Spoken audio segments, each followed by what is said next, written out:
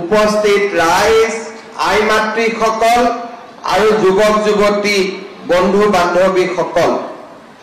আজি আমি ইয়াতে বিভিন্ন আঁচনিৰ শুভাৰম্ভণি কৰিবলৈ সমবেত হৈছো কাৰ্বি আংলঙত যোৱা কেইবাটাও বছৰত অভূতপূৰ্ব বিকাশ হৈছে কাৰ্বি পাহাৰ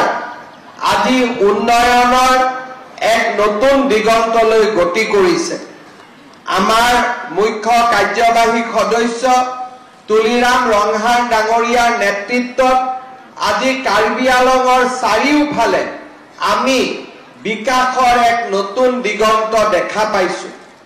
আজি কাৰ্বি আংলঙৰ বিকাশৰ সৈতে সংগতি ৰাখি আমাৰ কাৰ্বি আংলং জিলাৰ অংগনবাদী চেণ্টাৰসমূহত আমি যাতে শিশুসকলক সকলো ধৰণৰ সুবিধা আগবঢ়াব পাৰো তাৰ বাবে বিভিন্ন শিক্ষণ সামগ্ৰী বিতৰণৰ বাবে আজি আমি ইয়াত উপস্থিত হৈছো শাৰীৰিক বিকাশৰ বাবে অতিকৈ প্ৰয়োজনীয় উপাদান হৈছে ক্ৰীড়া খেলা ধূলা আৰু শিক্ষণ সামগ্ৰীয়ে শিশুসকলৰ সংখ্যাগত জ্ঞান আৰু সমস্যা সমাধানৰ দক্ষতাৰ বিকাশত সহায় কৰে আজি আমি কাৰ্বি আংলং জিলাৰ অংগনবাদী কেন্দ্ৰসমূহৰ মাজত অত্যাৱশ্যকীয় সামগ্ৰী কিতাপৰ চেল্ফ চিত্ৰাংকন কাৰ্যকলাপৰ কিট শিক্ষণ আৰু খেলাৰ kit non magnetic writing board duster marker pen display pinning board medicine kit pre school kit anganwadi কৰ্মী আৰু সহায়কাৰীৰ বাবে ইউনিফৰ্ম প্ৰি স্কুল ইউনিফৰ্ম আৰু পানী ফিল্টাৰ আদি বিতৰণ কৰিম ইয়াৰ লগতে কাৰ্বি আংলং স্বায়ত্তশাসিত পৰিষদৰ অধীনত 3070টা অংগনবাদী কেন্দ্ৰলৈ 2025 চনৰ বাজেটৰ পৰাও আমি বিভিন্ন সহায় আগবঢ়াবৰ বাবে সিদ্ধান্ত গ্ৰহণ কৰিছো আজি আমাৰ ইয়াত কাৰ্বি আংলং জিলাৰ 3070টা অংগনবাদী কেন্দ্ৰৰ সহায়িকা আৰু আমাৰ কৰ্মী বাইদেউসকল উপস্থিত আছে আজি বহু দিনৰ পৰা আমাৰ কাৰ্বি আংলঙৰ লগতে অসমৰ অংগনবাদী কৰ্মী আৰু সহায়িকা বাইদেউসকলে তেওঁলোকৰ দৰমহা বৃদ্ধিৰ বাবে আমাৰ চৰকাৰক অনুৰোধ জনাই আহিছিল মই আপোনালোকক ক'ব খুজিছো যে অহা 1 অক্টোবৰৰ পৰা আমি আপোনালোকৰ দৰমহাও বৃদ্ধি কৰিম আৰু লগতে আপোনালোকক এটা এককালীন সাহায্যও আমি আগবঢ়াম অৰ্থাৎ এবাৰতে আপোনালোকক এটা পুঁজি আমি আগবঢ়াম যাতে ঘৰৰ কাম কাজ লৰা ছোৱালী পঢ়া শুনাৰ ব্যৱস্থা ল'ব পাৰে আৰু লগতে 1 অক্টোবৰৰ পৰা আপোনালোকৰ দৰমহাও আমি যিমানখিনি পাৰো সিমানখিনি আমি বৃদ্ধি কৰিম যাতে আমাৰ অংগনবাদী কৰ্মী আৰু সহায়িকা সকলৰ পৰা অলপ হলেও তেওঁলোকৰ মনৰ দুখ আমি যাতে কমাব পাৰো ভাল হ'বনে বেয়া হ'ব দৰমহাটো বঢ়াই দিলে ভাল বেয়া হ'ব নেকি পিছফালে একো কোৱাই নাই ভাল হ'বনে বেয়া হ'ব ভাল হ'ব তাৰ পিছত আৰু আন্দোলন কৰিব নালাগিব হা ঠিক হ'ব নহয় হ'বনে নাই কোনে কোনে দিছপুৰত গৈছিল আন্দোলন কৰিবৰ কাৰণে হাত দাঙকচোন এতিয়া কোনেও জনাই ইয়াত কোনেও হাত নাদাঙে বাইদেউ গৈছিলে কেইদিন গৈছিলে কেইদিন আন্দোলন কৰিব কেইদিন গৈছিলে ঠিক আছে যি গ'ল বেছি গৈ নাথাকিব কষ্ট হয় নহয় আহা যোৱা কৰোঁতে হয়নে নহয় কষ্ট হয়নে নহয় যাওঁতে আহোঁতে তাতেতো খোৱা বোৱাটো কষ্ট অহাবাৰ আন্দোলন কৰিব গ'লে মোৰ ঘৰতে খাব আহি যাব চববিলাক হ'ব আজি মই পুনৰবাৰ আপোনালোকক এটাই অনুৰোধ কৰিম যে আমাৰ কাৰ্বি আংলঙত শিক্ষাৰ প্ৰয়োজনীয়তা আছে কাৰ্বি আংলঙত মেডিকেল কলেজ হল ক্যান্সাৰ হস্পিটাল হ'ব সৈনিক স্কুল হ'ব ইঞ্জিনিয়াৰিং কলেজ হ'ব ভেটেনাৰী কলেজ হ'ব এগ্ৰিকালচাৰ কলেজ হ'ব কিন্তু এই স্কুল কলেজ বিলাকত আমাৰ যদি কাৰ্বি আংলঙৰ ল'ৰা ছোৱালীয়ে পঢ়িব নোৱাৰে তেতিয়াহলে আমি ইয়াত ইমান ডাঙৰ অনুষ্ঠানবোৰ পাতিও কোনো লাভ নহব সেইবাবে আমি অংগনবাদী কেন্দ্ৰৰ পৰা প্ৰাথমিক বিদ্যালয়ৰ পৰা উচ্চ মাধ্যমিক বিদ্যালয় আৰু কলেজলৈকে আমি পঢ়াৰ এটা ভাল পৰিৱেশ নিৰ্মাণ কৰিব লাগিব যদি ল'ৰা ছোৱালীয়ে অংগনবাদী কেন্দ্ৰতে পঢ়াৰ ওপৰত আকৰ্ষিত হয় আৰু পঢ়াক তেওঁলোকে জীৱনৰ লগত সমাহিত কৰি লয় তেতিয়ালে আগলৈ আমি তেওঁলোকক আগুৱাই লৈ যাব পাৰিম আমাৰ অসমীয়াত এটা কথা আছে যে যি মূলা বাঢ়ে তাৰ দুপাততে চিন অৰ্থাৎ সৰুতে আপোনালোকে পঢ়াই শুনাই ল'ৰা ছোৱালীক যি পৰিৱেশলৈকে লৈ যাব তেনেকৈ ল'ৰা ছোৱালী আগবাঢ়ি যাব সেইকাৰণে মই অংগনবাদী কৰ্মী আৰু সহায়িকা বাইদেউসকলক ল'ৰা ছোৱালীৰ পুষ্টি সাধন যাতে ওয়েট মেজাৰমেন্টৰ পৰা গোটেই কামবোৰ আমি কৰিব পাৰো চৰকাৰৰ পৰা অহা খাদ্য দ্ৰব্য ল'ৰা ছোৱালীৰ মাজত সুন্দৰ কৰি বিতৰণ আৰু ল'ৰা ছোৱালীক লাহে লাহে পঢ়া শুনাৰ কাৰণে আগবঢ়াই লৈ যোৱাৰ যেটো প্ৰথম অভিজ্ঞতা সেই দিশটো মই কাম কৰিবৰ বাবে আমাৰ অংগনবাদী বাইদেউ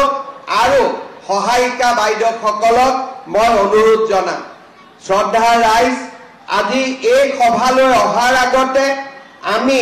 কাৰ্বি আংলঙৰ বিশেষকৈ ডিফুৰ বাবে কেইবাটাও নতুন পথৰ আমি শুভ উদ্বোধন কৰিছো 108 কোটি টকাৰে নিৰ্মাণ হোৱা এই আঁচনিসমূহে আমাৰ ডিফু চহৰক বহুখিনি আগুৱাই লৈ যাবলৈ সক্ষম হ'ব মই বিশ্বাস কৰোঁ যে এই বছৰৰ ভিতৰতে বিশেষকৈ কেইবাটাও নতুন নতুন কাম আমি কাৰ্বি আংলঙৰ ৰাইজক আমি উপহাৰ দিবলৈ সক্ষম হ'ম ডিফু নগৰত আমি নিৰ্মাণ কৰা 1.4 কিলোমিটাৰ দৈৰ্ঘ্যৰ যিখন ফ্লাইঅভাৰ আমি নিৰ্মাণ কৰি আছো সেই ফ্লাইঅভাৰখনৰ নিৰ্মাণো আমি ডিসেম্বৰৰ ভিতৰত যাতে শেষ কৰিব পাৰো তাৰ বাবে আমি প্ৰচেষ্টা চলাইছো এই বছৰতে আমি প্ৰায় 12 কিলোমিটাৰ দীঘল হামৰেং তুমপ্ৰেং হুজাই নীলবাগান হাওৰাঘাট কাৰকক পথটো আমি নিৰ্মাণ সম্পূৰ্ণ কৰিবলৈ চেষ্টা কৰিম ইয়াৰ লগতে এডিবি অৰ্থ সাহায্যৰে হামৰেনৰ পৰা তুমপ্ৰেঙলৈ 400 কোটি টকা ব্যয়েৰে নিৰ্মাণ কৰি থকা ৰাস্তাটো আমি 31 ডিসেম্বৰৰ ভিতৰত আমি নিৰ্মাণৰ কাম শেষ কৰিম ইয়াৰ লগতে পশ্চিম কাৰ্বি আংলং জিলাত ৰংজং পঙৰ পৰা আমটেঙলৈ 23 কিলোমিটাৰ ৰাস্তাৰ নিৰ্মাণৰো কাম দ্ৰুত গতিত আজি আগবাঢ়ি গৈ আছে পশ্চিম কাৰ্বি আংলং জিলাৰ ৰজাগাঁৱৰ পৰা ডালিমবাৰীলৈ পথৰ উন্নয়ন আৰু বহলীকৰণৰ কামো 50% সম্পূৰ্ণ হৈছে 80 কোটি টকা ব্যয়েৰে 25 কিলোমিটাৰ ৰাস্তাৰ কাম এই অঞ্চলতো চলি আছে খেৰণীৰ পৰা ৰংপংগং পথৰ সবলীকৰণৰ কামো 36 কিলোমিটাৰ পথৰ কামো 75 কোটি টকাৰে নিৰ্মাণ কৰি থকা হৈছে আৰু ই 82% ইতিমধ্যে সম্পূৰ্ণ হৈছে মই যেতিয়া ধনচিৰিত ইলেকশ্যনৰ কাৰণে গৈছিলো ধনচিৰি পথটো বনাবৰ কাৰণে ৰাইজে আহ্বান জনাইছিল আজি আমি ধনচিৰিৰ পৰা ডিফু পথৰো নিৰ্মাণৰ কাম দ্ৰুত গতিত চলাই আছো আৰু 74% কাম আমি ইতিমধ্যে সম্পূৰ্ণ কৰিব পাৰিছো ইয়াৰ লগে লগে আমি এই বছৰতে ডিফুত আমি ক্যান্সাৰ হস্পিটালৰ নিৰ্মাণৰ কামো শেষ কৰিম আৰু কেঞ্চাৰ হস্পিটালো আমি আপোনালোকক জানুৱাৰী মাহৰ ভিতৰত আমাৰ দুখীয়া ৰাইজৰ বাবে আমি মুকলি কৰি দিম। ইয়াৰ পিছৰবাৰ মই যেতিয়া কাৰ্বি আলঙত আহিম, কাৰ্বি আলঙৰ ভেটেনাৰী কলেজ, কাৰ্বি আলঙৰ এগ্ৰিকালচাৰ কলেজ আৰু কাৰ্বি আলঙৰ সৈনিক স্কুলৰ নিৰ্মাণৰ কামো আমি আগুৱাই লৈ যাব পাৰিম। অৰ্থাৎ আজি কাৰ্বি আলঙত যিমান কাম হৈ আছে অসমৰ কোনো জিলাতে ইমান কাম হৈ থকা নাই, অকল মাত্ৰ আমাৰ কাৰ্বি আলঙতে ইমান উন্নয়নৰ কাম চলি আছে। আজি মই কাৰ্বি আলং স্বায়ত্তশাসিত পৰিষদক ধন্যবাদ জনাম যে ৰংহাং ৰপি ৰংবেল প্ৰতিমূৰ্তি, আমাৰ ৰজা আৰু ৰাণীৰ প্ৰতিমূৰ্তিও আজি নিৰ্মাণ কৰা হৈছে আৰু এই প্ৰতিমূৰ্তিও অলপ আগতে মই উদ্বোধন কৰি আহিছো। কাৰ্বিসকলৰ শ্ৰেষ্ঠ নিপতি আছিল ৰেংবংহম আৰু এই ৰেংবংহমৰে আমাৰ ৰাণী আছিলে ৰাণী কাৰেং তকবিবি। আজি এই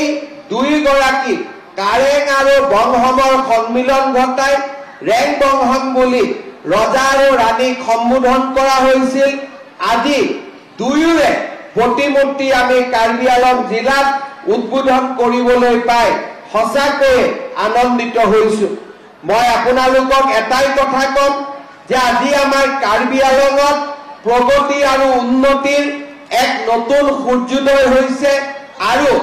আমি সকলোৱে লগ হৈ এই কাৰ্বি আলং জিলাক লাহে লাহে আমি অকল অসমৰ ভিতৰতে নহয় ভাৰতৰ ভিতৰতে এখন শ্ৰেষ্ঠ জিলালৈ আমি ৰূপান্তৰ কৰিব লাগিব আৰু সেই ধৰণে আমি কাম কাজ কৰি যাব লাগিব। ইয়াৰ লগে লগে এই বছৰত আমাৰ চৰকাৰে কেইবাটাও নতুন কাম কৰিব। এটা হৈছে আমাৰ যি অৰুণোদয় আঁচনি আছিলে,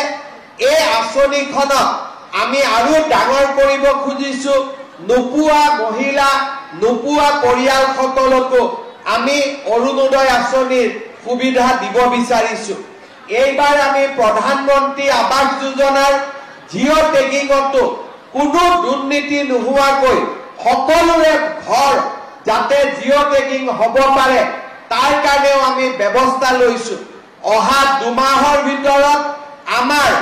আত্মসহায়ক গোটৰ বাইদেউসকলকো আমি 10,000 টকা দিবৰ বাবে কাৰ্বি আলঙলৈ মই নিজে আহি এই টকা আপোনালোকৰ ওচৰত বিতৰণ কৰিম।